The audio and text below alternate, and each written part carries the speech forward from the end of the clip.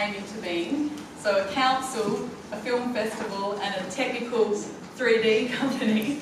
So Alison's been working on the film festival which is an incredible volunteer effort that's been going on for now, what's this year? We just had our third absolute huge success. So how this partnership came into being was I started at City of Onkaparinga about 6 months ago in a sustainability role as a planner, and our coastal asset planner showed us this really beautiful 3D modelling, and we use it to monitor sea level rise and coastal erosion and storm surge, because all of those things are having quite a significant impact on our coast.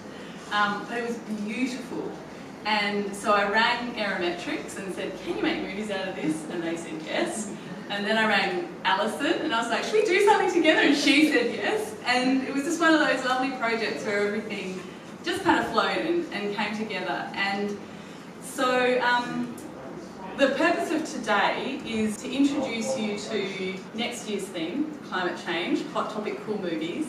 And so City of Onkaparinga has a whole range of climate change data, and we've got so much interesting information and projects that, for example, a documentary maker might be interested in. You don't have to use the 3D modelling, you can use any of our information, and I'm your portal into council to get what you want from who you want. So this project is part of a broader initiative called Resilient South. So right across South Australia, there's all these regions of councils. So 4, 5, 6 councils have come together and recognised climate change is a really serious issue. Local government of all the levels of government is being impacted quite significantly by climate change already. And so for many years now, we've been working on climate change in Onkaparinga since 2005.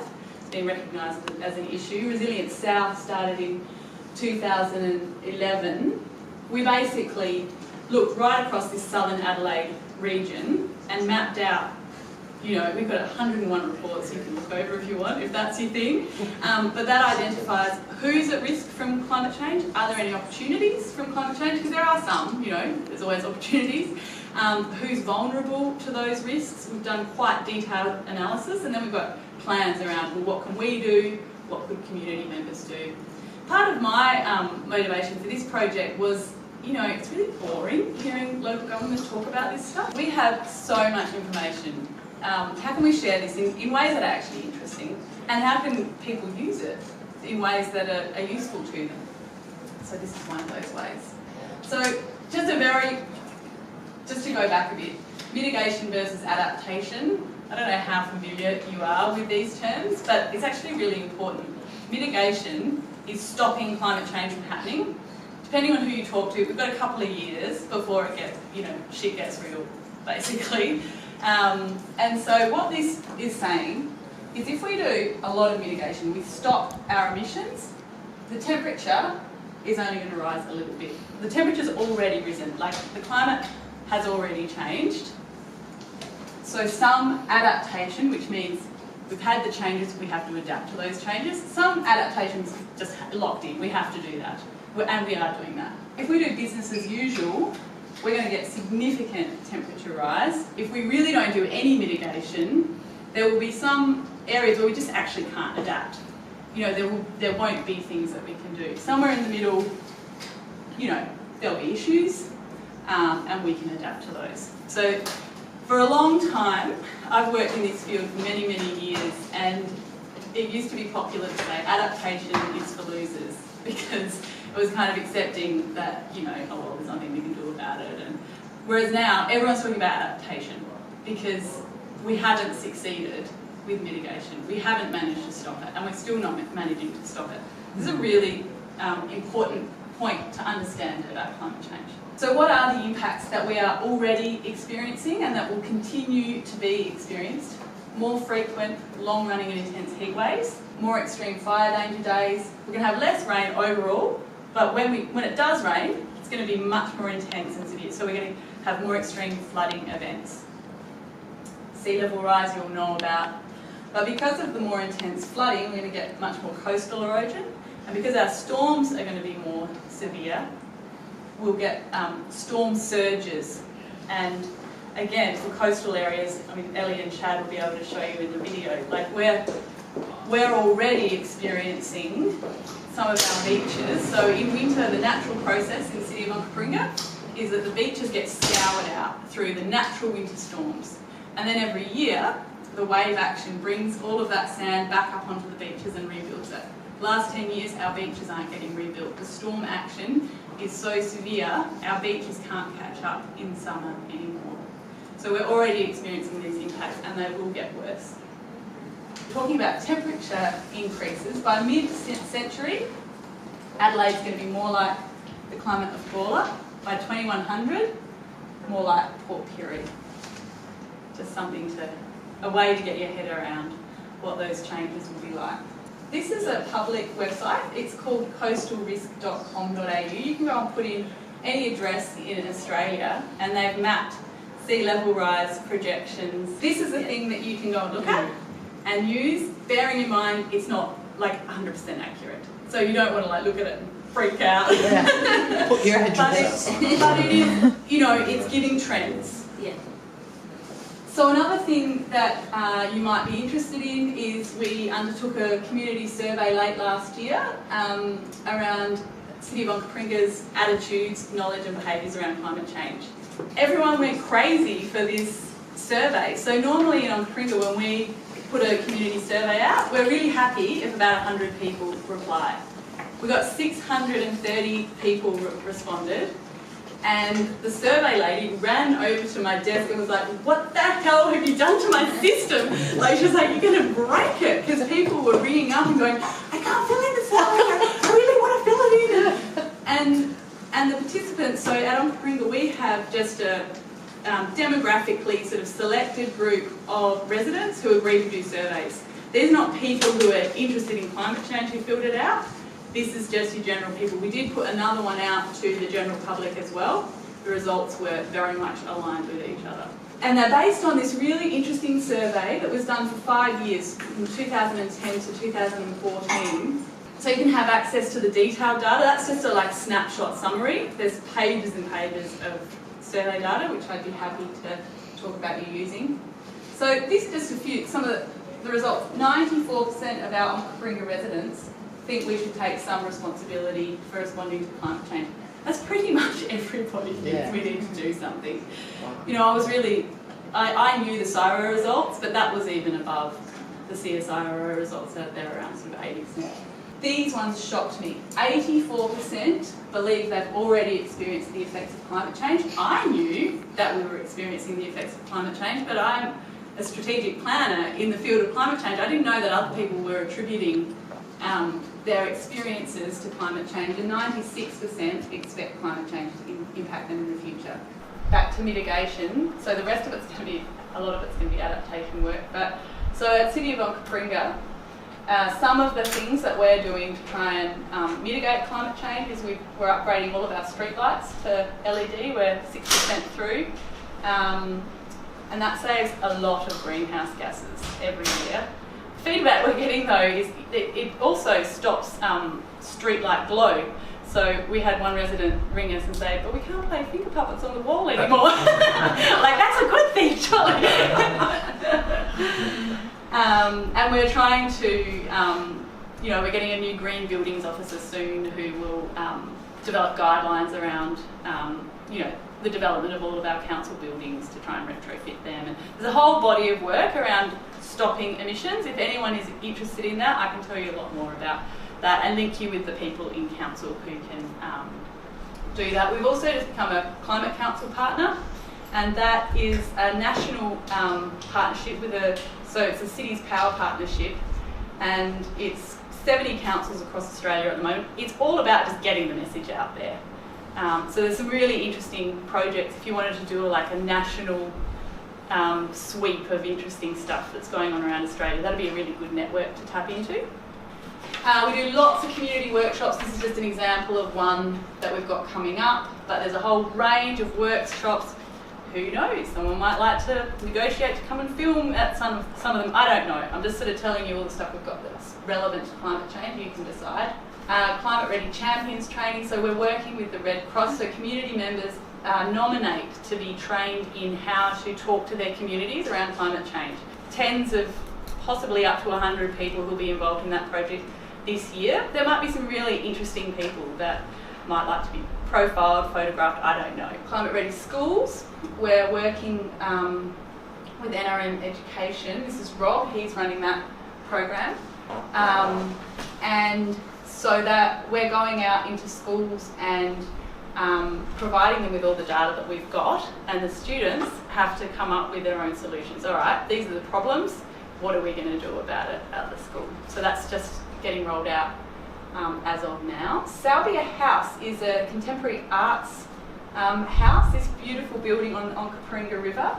We make it open to 8 contemporary artists each year, and we have a really fantastic partnership with them where 2 of those artists each year, again, like this initiative here, get access to all of our climate change data. And so what I'm going to do, I'll tell you about the 3 artists who are starting that and how they'll be working with us in council. It might give you some ideas of how you might like to work with us. So the first up is Laura Wills, who's a very well-known local Adelaide artist. Her work is, she's really interested in maps. So she does a lot of drawing and all sorts of amazing stuff with maps.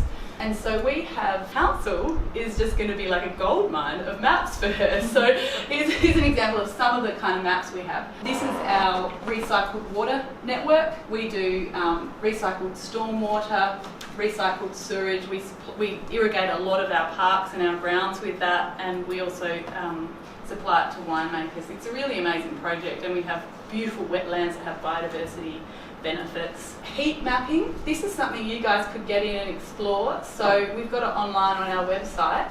So what we did is we sent a helicopter up on a really hot day and mapped where is hot and where is cool. You can go to our website, enter your address or any address that you're interested in, and it'll zoom you in there. You can scroll it across and look at what's underneath, like why is that cooler? Why is that hotter? What's under there? It's a really interesting project, so that helps us with our planning. What it tells us, black roofs suck. We need more trees and we need more water. Tree canopy cover mapping, and what that told us is mildly depressing to City of Onkaparinga. It's an article that came out very recently. So what the experts say is you want about 33% canopy cover for a healthy, livable city. That's kind of minimum requirement. This article pointed out, Adelaide gets called, one of the world's most livable cities. We're below what we're meant to have. In the City of Onkaparinga, we have one suburb with 1.2% tree canopy cover. Can you imagine living there? So that's prompted a whole lot of work. I mean, this is a really interesting area and it really needs work. In every community workshop that we do around this stuff, people always want to talk about planning. How can we improve the planning system? And people get really angry with council. Council has quite limited control over a lot of major developments that happen. It's actually under state government's jurisdiction. We just are the approval arm. So if communities want to make change, lobbying on that area is... So the subdivisions and things, that's... Big developments, it's... Well, no, in your backyard you can now subdivide and they rip out all the trees. That's council or state government? It's a combination. Right. Yeah, so we have, and I'm not a planning expert, but we have a whole lot of basically state laws that we have to abide by. Yeah, so there's a lot of people who are very concerned that our planning system is not allowing for enough green space and what that will do for our cities. So, quick summary, tree cover reduces urban temperatures by about 8 degrees. That's a big difference. That's the difference between having to use your air conditioner and not having to use it. Obviously, it improves air quality, it captures carbon, it protects assets. This is something we don't think about. So these bits down the bottom in red, maintenance and liability costs. This is one of the struggles we have in council because trees are seen as a maintenance liability. They're an asset that isn't seen to provide a benefit. But actually, they protect a lot of our assets. Sun is an absolute disaster for physical infrastructure. So if you can get sun off your physical asset, you can extend its length of life. And of course, it's beautiful. You know, you can get out and exercise if you're 8 degrees cooler, and then there's all the flora and fauna and biodiversity. So this is just City of Onkaparinga. On average, 12.5%. Not good if you're aiming for 33%. And that's just vegetation cover, which is like your low shrubs and things. So we have now got a target to increase our urban green cover by 20%. It's still actually not enough, but it's a good start. And so that's 5,000 new trees a year for the next 20 years. And we're also doing some sort of community engagement initiatives. So these are tree tags which we put around trees, which will tell people, you know, how much oxygen the tree's producing, how, you know, this tree is like the equivalent of 80 beach umbrellas, and, you know, just to try and get that conversation happening. So there's all this information in council around, and it's just a matter of being able to find your way through, which is my job. I can try and help you get to the interesting bits if you are interested in that. Here's another artist, Neville. I don't know how to pronounce his surname. He's a photographer, a young recent graduate, and he has an interest in climate change. These are some of his photos. This is, I don't know how well you can read it, climate change. Words fail us. Very, very catastrophic extreme severe. To speak smart ass. But he grew up in the area, and he went to the Southport Surf Lifesaving Club as a youngster. He's really interested in coastal erosion and flooding, so we have plenty of that to help him with. So yeah, we do all sorts of stuff in coastal planning, and that's where the 3D modelling is happening. But we've also got a guy, Mark Weston, starting, hopefully, we're just in the final phases of negotiating with him, but a study to look at historical flooding and erosion events. So he'll basically look at all the work council's done around coastal management and bring it together in one place, and as part of that he'll go and speak to residents. So this could be a really fun project to follow, because he'll be trying to seek out all of that anecdotal knowledge that is so valuable.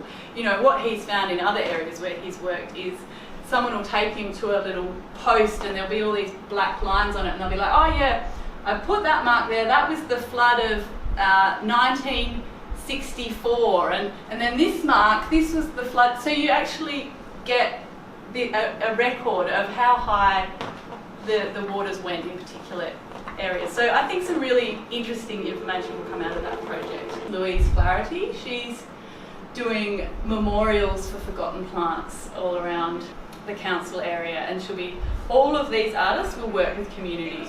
So it's a requirement that they do some kind of community engagement of some kind. And so she'll, if she wants to, have access to the nature conservation team. We have an incredible biodiversity team. This is them here being super cool with the graffiti on the toilet block. And yeah, there is just a wealth of really interesting information around our native plants, and also around how climate change will impact those, if anyone's interested. This is a event we held recently, and the reason I'm telling you about this is there's a whole lot of footage that we took, and we might be able to negotiate for Filmmakers to use some of it if you're interested. So I was dealing with heat waves in southern Adelaide, feeling hot. I wasn't sure when we started organising this whether people would be that interested in heat waves. It was packed out, like we got booked out. People loved it. They just couldn't get enough of it. People want to talk about climate change. Like everybody wants to have this conversation. And all of these people, so we've got the head of the Bureau of Meteorology, we've got the guy who has to deal with blackouts at SA Power Networks. Oh my God, he was so brave. I was so proud of him for coming and sitting up on that stage. The facilitator gave him so much shit in a good way. Like, she built so much empathy and support for him. By the end, everyone was like, oh, poor Frank. This guy is the head of the Hutt Street Centre for Homelessness. Heat waves, massive problem for homeless people. Heat waves, I don't know if you're aware of this, biggest killer of any natural disaster, but it's invisible. So you know immediately how many people have died in a bushfire. or a flood, it's pretty quick. Heat waves, it takes a really long time. People often take a while to die. Morgues fill up during heat waves. There's his zombie movie. You could have a heat wave zombie movie. But seriously, our morgues keep running out of room in heat waves. It's a serious problem. And because it's silent and in people's homes, we don't get the same kind of news coverage. And it doesn't have dramatic footage. Like, it's not that interesting. You can't take a good photo of a heat wave really very easily. So what we did, we took people through a 3-week hypothetical heat wave set in 2025, which is not that far away. World's 1 degree warmer. And we worked with all these amazing organisations and had Amanda Blair. I don't know if you know her. She was amazing. She'd be really fun to work with and she'd be up for it, I'm sure, if someone wanted to approach her. She's hilarious. We also had this cartoonist, which I'm happy for anyone to use any of his cartoons. He was doing live drawing on the night. I've got a whole folder of cartoons that you can ask before. We worked with the Bureau to get accurate temperatures throughout the weeks. You can get access to all of that data if you want to. I could try and facilitate contact with any of the experts from the panel. So we've got like the Chief Commissioner of the Police, we've got the head of the SES. They're all totally up for having this conversation around climate change. They want to find creative ways to engage and not have government controlling the message. We did a whole lot of fake news, which I thought was very appropriate for the time. And so the ABC and 5AA recorded all of these fake news announcements for us, and I don't know if I can give them, but you might be able to have them if you wanted. I could ask them. It probably depends on the movie, and I'd have to find out from them. But we could. The Bureau did a fake summer outlook for us for 2025, so you could probably get access to that. And then the Red Cross recorded all these vox pops with members of the community, like how do I get impacted by heat waves and what they learned. And apparently, I haven't seen them, they're still working on them, but apparently there were some really beautiful interviews, and there was like 35 different interviews with community members that could be used. And there's also the footage of the event, which I don't know. This is a whole lot of homeless people who were given digital cameras. It was a partnership between a couple of unis and the Hutt Street Centre, and they went out and they learnt how to take photos and recorded their experiences of life on the streets during extreme weather. We did a fundraiser on that hot event and raised hundreds of dollars. We auctioned off some of those photos, so we raised that for the Hutt Street Centre. Really beautiful project. Again, I thought someone might be interested in following that lead. And then just finally, we're setting up a new website, but one of the things that will be on it is we'll have a wall of fame where we profile people in the community who are doing interesting things around climate change. So you could ask me, if there's any interesting people that I know of, if you're wanting, for the more documentary style stuff, I can give you access to interesting people. Thank you. And that's that. Well done. Yay.